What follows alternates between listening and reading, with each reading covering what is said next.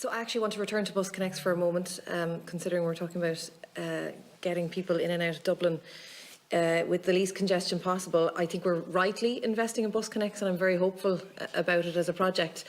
I am worried about the return on Bus Connects as an investment, though, in terms of our existing bus lanes. Certainly it's a major issue in my constituency. If we're unable to enforce the proper functioning of bus lanes, and especially the many new bus gates.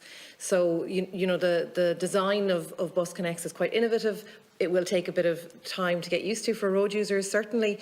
And I'm sure anybody who is kind of in a vicinity where there are lots of bus lanes will be able to tell you off the top of their head all the pinch points that happen with bus lanes.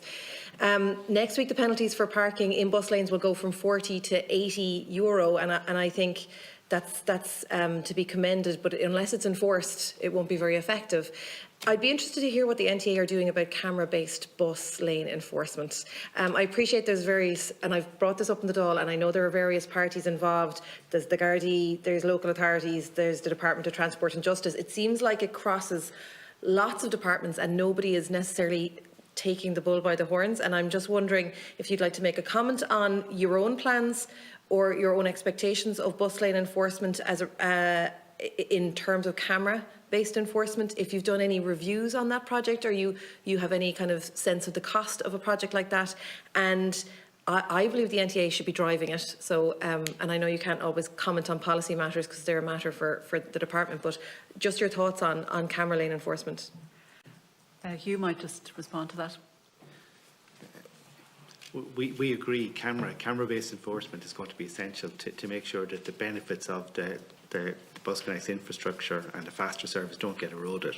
So you're right in that it is a policy matter. In fairness to the Department of Transport, I know are examining this, and we're confident that before that new infrastructure starts to get rolled out, that there will be delivery of additional camera-based enforcement. What is going to be worked out, but I'm pretty sure that there will be additional camera-based enforcement in place to support Bus Connects in operation. So currently it resides in the department. The NTA isn't necessarily organising any. There's no kind of work ongoing within the NTA. Is that correct to say? I think it's correct to say there's no actual task force set up to pursue it. So I think we just need to flesh out a plan with the people that you mentioned there, the Department, the Gardaí and others. Yeah. And then that plan has to move on to implementation. Is it fair to say that you have the expert officials present if you want to take? Sorry? We have department officials present if you want to yes, I might come back to I might actually bring in the department officials now, just to say before we go from the NTA, is it fair to say that you would have the expertise in-house if this was placed in your hands? Fair to say we would have enough expertise, but so do other organisations. I don't want to say we're the sole body. There are other bodies out there as well. Okay. The expertise. Perhaps we might turn to the Department of Transport then on this issue. I know there are often concerns around privacy, you know, in terms of camera enforcement. It works very, very well in other countries. Is there current and active work on this? Deputy, thank you. I can take that point. There are two actions outlined specifically in the new road safety strategy that was launched recently on developing camera-based enforcement. So we are getting together with the relevant agencies, as our NTA colleagues explained. There are a number of agencies involved, and those privacy concerns that you mentioned as well will also have to be addressed. So it is a specific action that we will be bringing forward under the new road safety strategy. But that's as far as I can comment at the moment, but it is something that we will be actively engaged on. Thank you for that. I'd urge you that, like I as somebody living in Dublin Central, it will be fundamental to the working of Bus Connects. On a somewhat related issue, and this is probably more for the NTA, I'd like to ask about your investment in red light cameras. The small programme to date is focused on protecting the Luas. And I'm just wondering, do you have any plans to expand that to protect pedestrians or people with disabilities? Certainly red light running is rampant in Dublin. Particularly, and I don't know, do you have any plans for red light enforcement? red light cameras particularly? I know you're aware of the one that was down in Blackhall Place. That very small pilot that we've all been waiting on for a very long time. Because there's a lot of technology that you have to develop, we really need to get the overall plan developed. We don't think that we should, it's not clear to us, should we just roll out 2 or 3 other red light camera locations and then find that there's a bigger camera program to be put in place and we start off afresh. So I think the wiser thing to do is to flesh out the overall direction in camera-based enforcement, inclusive of red light running, and then move forward and implement it in a much more coherent way. So that's, Okay. that's I think it would have a huge impact, particularly in urban areas, on the feeling of safety that people with disabilities particularly have when crossing the road.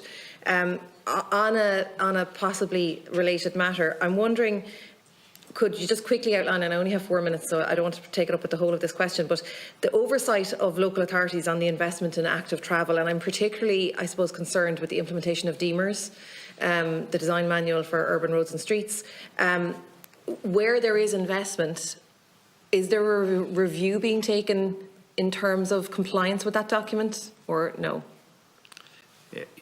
Yes, I think I mentioned in one of the earlier conversations here, we do have a methodology that we oversee these projects, and that methodology requires us to sign off on various things at various points, and one of the points is to sign off that the design is at the quality we need it to be.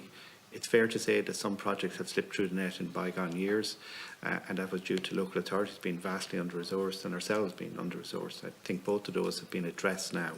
So the way, if I take a generic project very briefly, the design is done by the local authority in consultation with us. We get that design in, review it at some level, simple review or a detailed review depending on how big the scheme is, and only then does the local authority move ahead to construction. And is that review being undertaken in direct reference to DEMERS? We cover both DEMERS, the National Cycle Manual, some traffic signs things, so it's not that the books are out on a table side by side, but it looks at it from the sense of all of those things, but definitely inclusive of DEMERS. I know DEMERS can be seen sometimes as a narrative document and open to interpretation, but I can point off the top of my head to a number of projects that certainly don't comply with DEMERS that have been built really recently. And I did say there some things did slip through our net, so Okay. that has happened. You mentioned the National Cycle Manual there, and it's urgently needed that update to ensure that local authorities are following best international practice. The current NCM is pretty out of date, and I would say probably not fit for purpose at this stage, considering the amount of resources that are there now to make good cycling facilities. When are we getting the new updated version? 2 minutes left, I believe. It's been worked on, and I think next month we'll have a draft which we'll be bringing to certain parties to get it reviewed before it's finalised. So I'd say it'll be final in about 3 months' time from now. Because in March 2021, it was indicated at a JOCA session that it would take 4 to 5 months. So we are a little bit out of date now. We absolutely are. So Yeah. the work has been going on, but it hasn't got to the standard we want it to be. So it's taken a bit more time. We don't want to go out with a document that doesn't get to the standard we need it to be. And just to be clear, when you say you'll present it to certain parties, I presume you'll present it to maybe the department and certain stakeholders, is it? Yeah, including disability groups, cycling groups and so on. So we'll have some kind of a consultation with some key stakeholders to make sure that they've seen the manual in advance and identified any issues they may have with it before we finalise it. And a document like that doesn't go to public consultation, it just goes to the stakeholders? Not normally. Yeah. It's possible we might do it, but it's not normal for us to do that. Can I ask finally, what is the status of those kind of documents in terms, are they considered statutory documents? They're guidelines. No, they're not. They don't have the statutory weight of a standard. But what they have got is the funding that's associated with the project, which comes from us generally.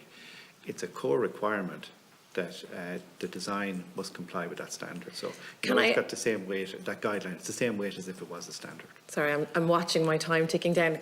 Can I just be clear? When it comes to, for example, road engineering and the traffic documents, as in like the width of a road, those are statutory? I'm not sure to use the word statutory. They're binding. Okay, they're binding. Well, I think I would regard. But is it fair to say that when you're a road traffic engineer, you're looking at standards for roadways that are binding? and standards for cycling and walking that maybe are not quite as binding? The reason for that is that there's more things to deal with in an urban area. A road generally out in a greenfield site, quite easy to deal with. It can be very specific. In an urban area where you've got shops, trees and everything else, if you write down absolutely explicitly, thou shalt not go below 1.0 metre, and then you find for 1 millimetre less than that, you need the flexibility in the document. So that's why there's a little more flexibility. There's unintended consequences to that? There sometimes is. Yeah. Thank you.